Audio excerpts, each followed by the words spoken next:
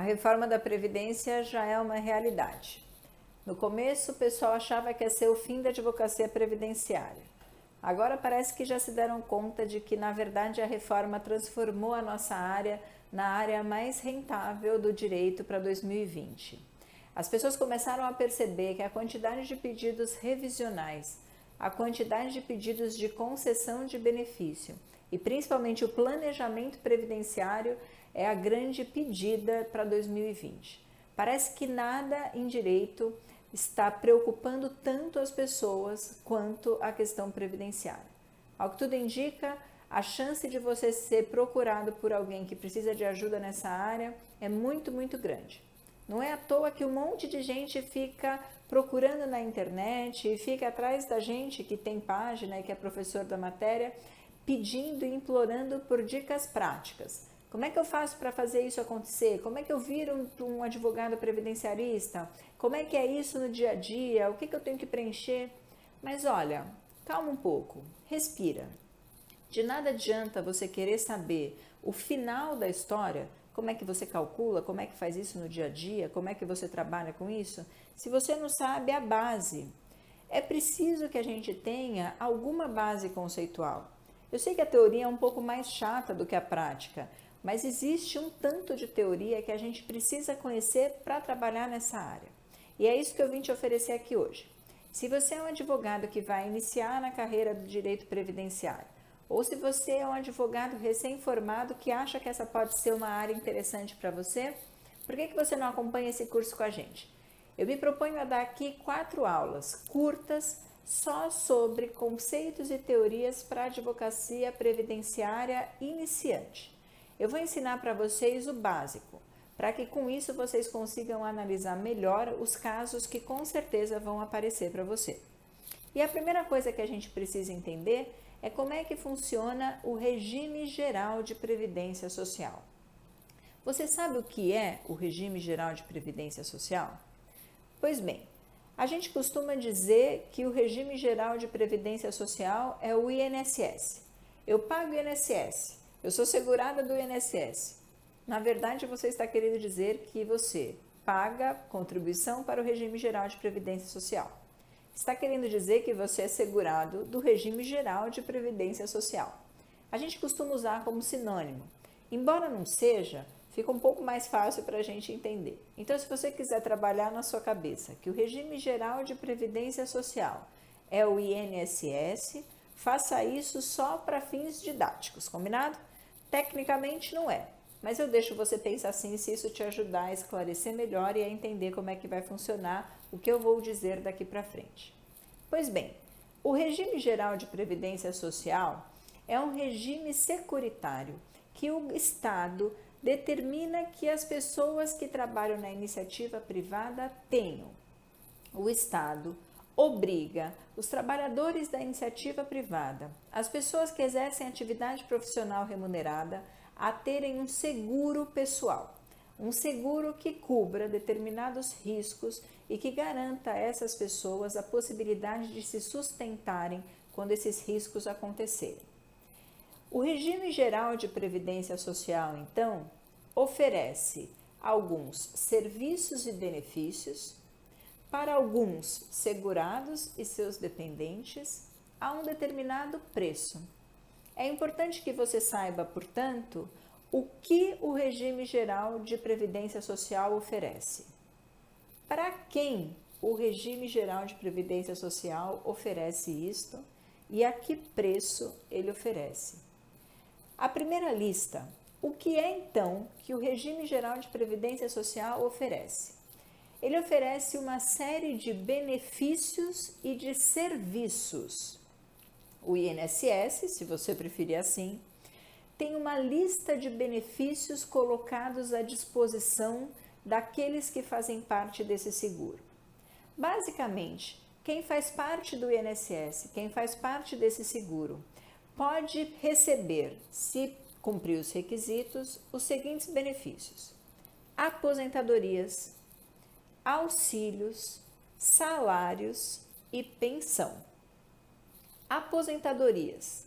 Hoje, com a regra permanente, aqueles que fazem parte do INSS podem receber aposentadoria comum, que seria a junção da aposentadoria por idade e aposentadoria por tempo de contribuição da nossa regra anterior, aposentadoria por incapacidade permanente, que seria a nossa antiga aposentadoria por invalidez, e aposentadoria especial, já dando seus últimos suspiros e acabando quase que completamente. Auxílios. O Regime Geral de Previdência Social disponibiliza 3 auxílios: auxílio por incapacidade temporária ou auxílio doença, que era como a gente conhecia na regra anterior, auxílio acidente e auxílio reclusão. Também oferece 2 tipos de salário: salário maternidade e salário família. E por fim, uma pensão por morte. Você precisa conhecer cada um desses benefícios e entender quando é que as pessoas têm direito de receber cada um deles. Mas isso a gente vai deixar para um segundo passo, para uma próxima aula. Hoje eu quero que você guarde apenas essa lista de benefícios das aposentadorias, auxílios, salários e pensão. Mas além dos benefícios, que são prestações pecuniárias que o INSS paga para quem faz parte do seguro, ele também oferece alguns serviços. O principal serviço que o INSS oferece é o serviço de reabilitação profissional. Por exemplo, se você tem um cliente que trabalhava, sofreu um acidente no trabalho e teve, por exemplo, a amputação da mão direita. Caso ele fosse destro e fizesse um trabalho manual, provavelmente a amputação decorrente desse acidente vai fazer com que ele não possa mais trabalhar ou que ele tenha que mudar de profissão. Quem ajuda ele a conseguir uma prótese, a se adaptar a essa prótese, a se reabilitar para um outro tipo de atividade que ele não exercia antes, por exemplo, alguém que era pintor e que agora vai ser um atendente ou um trabalhador da área administrativa, é o INSS. O INSS oferece cursos mediante convênio, o INSS oferece fisioterapia, o INSS acompanha esse segurado durante a reabilitação até que ele possa, enfim, voltar para o mercado de trabalho. Pouca gente fala disso, mas o serviço de reabilitação profissional é um serviço super interessante que o INSS, ou Regime Geral de Previdência Social, disponibiliza e que é muito bom que você conheça e saiba como utilizar e pleitear por todos esses benefícios. Enfim, agora você já sabe o que esse seguro oferece: benefícios e serviços. Mas para quem ele oferece isso? Quem é que pode receber um benefício? Quem é que pode usufruir de um serviço? O INSS, ou Regime Geral de Previdência Social, prevê que esses benefícios e serviços são destinados aos segurados desse regime ou aos dependentes desse segurado. Quem são os segurados do Regime Geral de Previdência Social? De acordo com o artigo 201 da Constituição, todos aqueles que trabalham e que recebem remuneração são obrigatoriamente segurados do Regime Geral de Previdência Social. São obrigatoriamente filiados ao INSS. Veja bem, lá no artigo 201 da Constituição, que é o que inaugura o nosso capítulo que trata da Previdência Social, existe uma previsão expressa de que o sistema de previdência social ele tem um caráter solidário e ele é um sistema contributivo e de filiação obrigatória. Ou seja, obrigatoriamente, todos aqueles que exercem atividade profissional remunerada têm que contribuir para o Regime Geral de Previdência Social. A filiação é automática. Trabalhei, passei a ser segurado do INSS. Passei a fazer parte das pessoas que podem exigir e pleitear benefícios e serviços perante o INSS. Por exemplo, eu sou advogada. Se eu, como advogada, não recolher, não pagar o meu carnezinho de INSS, não recolher contribuições para o Regime Geral de Previdência Social, isso, teoricamente, não me torna menos segurada do Regime Geral de Previdência Social. Porque o que me faz ser segurada é o fato de eu trabalhar e receber dinheiro trabalhando como advogada. Então, se você tem na sua frente um cliente que eventualmente não pagou contribuição para o INSS ou que ficou alguns buracos sem contribuir para o INSS, mas que trabalhou durante esse período, você pode estar diante de alguém que é um segurado obrigatório e que possivelmente tem direito a pleitear, direito de requerer alguns benefícios e serviços, mesmo que não tenha pago os valores das contribuições. Essas pessoas podem acertar esses lapsos, essas pessoas podem pagar para cumprir esse requisito da contribuição, mas fazem isso com a presunção de que o fato de terem trabalhado as torna seguradas do INSS. Qual é o grupo desses segurados principais que são os segurados obrigatórios? Existem 4 pessoas, 4 categorias dentro desse grupo maior dos segurados obrigatórios. Os empregados domésticos, os contribuintes individuais e os trabalhadores avulsos. Empregado, para a gente aqui em direito previdenciário, tem um conceito um pouco maior do que o empregado da CLT. Mesmo assim, para um primeiro momento, para uma análise inicial, tá bom se a gente conseguir lembrar da figura do empregado seletista. Aquele que presta serviço de forma habitual, aquele que presta serviço onerosamente, com pessoalidade e subordinação. Então, se você está diante de um caso de típico vínculo de emprego, mesmo que não haja anotação na carteira, você está diante de um segurado empregado. A ausência da formalidade da anotação da carteira não tira dele a condição de segurado empregado. Da mesma forma, se ele trabalhou, tinha carteira assinada, mas não houve recolhimento de contribuição, ele continua sendo considerado um segurado empregado, mesmo que essas contribuições estejam em aberto, ok? Então, guarda que empregado para fins previdenciários é um pouco maior, é um conceito um pouco mais amplo do que o da CLT, mas se a gente ficar com o conceito seletista para esse primeiro momento, já tá bom. A mesma coisa em relação aos domésticos. Empregado doméstico para a gente aqui, ou segurado empregado doméstico, para ser mais técnica, é aquela pessoa que trabalha com onerosidade, com subordinação, com habitualidade e pessoalidade, mas no âmbito familiar. Só dentro de um ambiente familiar sem finalidade lucrativa. Os empregados domésticos, motorista, jardineiro, as empregadas domésticas, faxineiro, todos esses se enquadram como segurados obrigatórios. Tem mais um que é um pouquinho mais difícil da gente entender, que são os trabalhadores avulsos. Muita gente acha que trabalhador avulso é a pessoa que trabalha sem hora, que trabalha para quem quer, que sai de casa e atende um cliente aqui, outro ali, é o representante comercial, é a manicure que atende de casa em casa. E não é isso. Muito cuidado para não confundir. Embora o nome diga trabalhador avulso, não tem nada a ver com essa história do trabalhador que faz o seu próprio dia e que faz o seu próprio horário.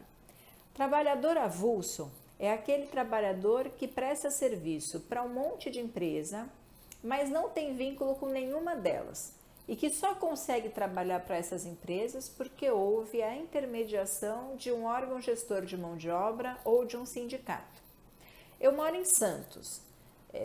Se você que está me assistindo não é de Santos, pelo menos já deve ter ouvido dizer que aqui existe o maior porto da América Latina. Pois bem, quando um navio atraca aqui em Santos e precisa descarregar um monte de saca de grãos, como é que ele faz para arranjar trabalhadores que façam esse serviço?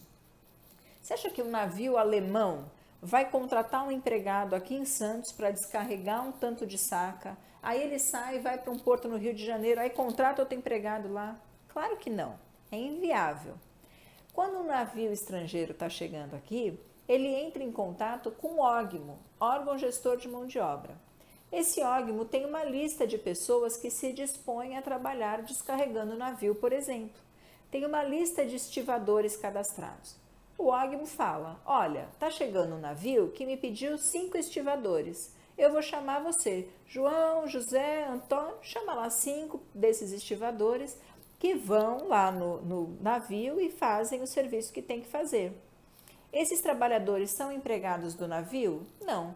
São empregados do ógimo? Não. Esses trabalhadores são trabalhadores avulsos.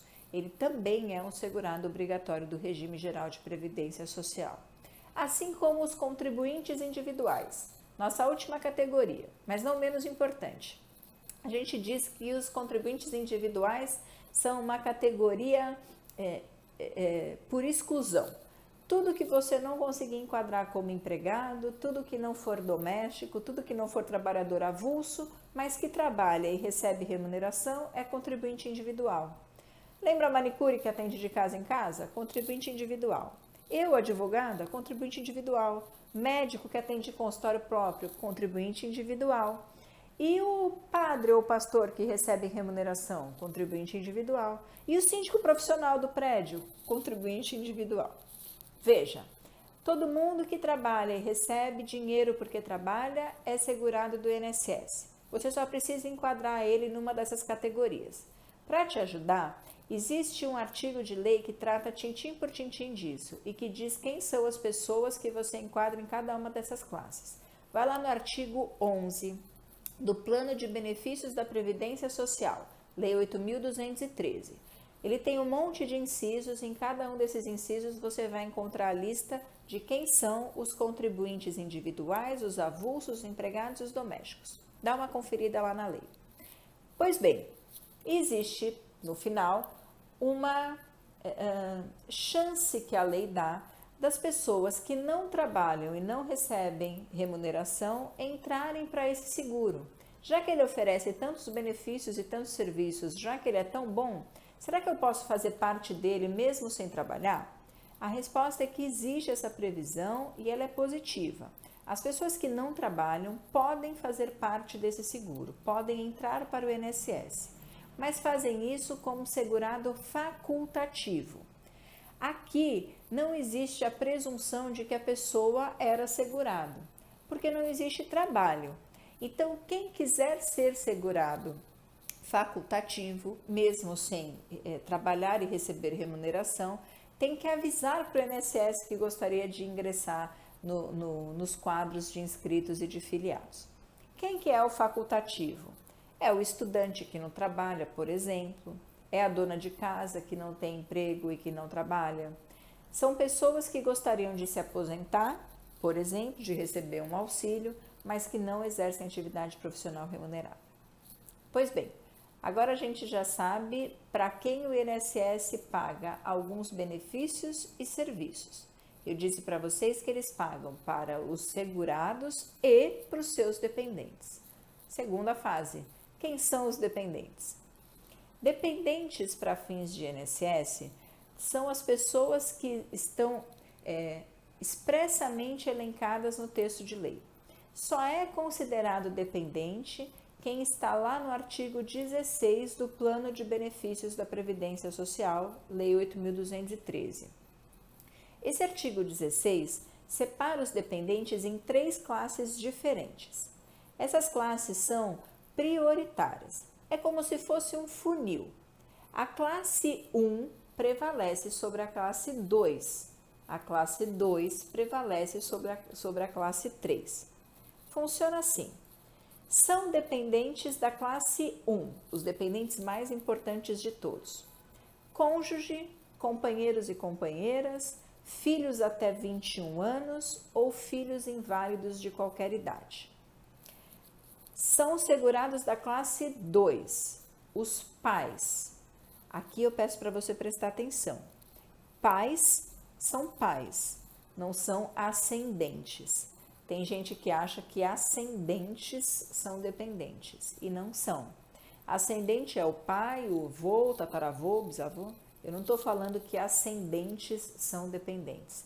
Para fins legais, os dependentes são os pais, pai e mãe. São dependentes da classe 3, os irmãos. Então, a classe 1, mais importante, com cônjuge, companheiros e filhos. classe 2, pais, classe 3, irmãos. Se um determinado segurado morre e deixa, por exemplo, o direito de receber pensão por morte, se houver algum dependente na classe 1, nem vou correr a lista para ver se tem dependente na classe 2 ou na 3. Quem vai receber o benefício são os dependentes da classe 1. Não tem nem cônjuge, nem companheiro, nem filho. Aí sim eu desço para a classe 2. Deixou pais? Não deixou. Aí sim eu vou para a classe 3. Deixou irmãos? Pois bem, tenha sempre em mente que existe uma hierarquia entre as classes e que além dessa hierarquia servir como um filtro para eu saber onde eu procuro dependentes que possam eventualmente receber os benefícios previdenciários, essas classes também diferenciam os dependentes pela presunção de dependência econômica.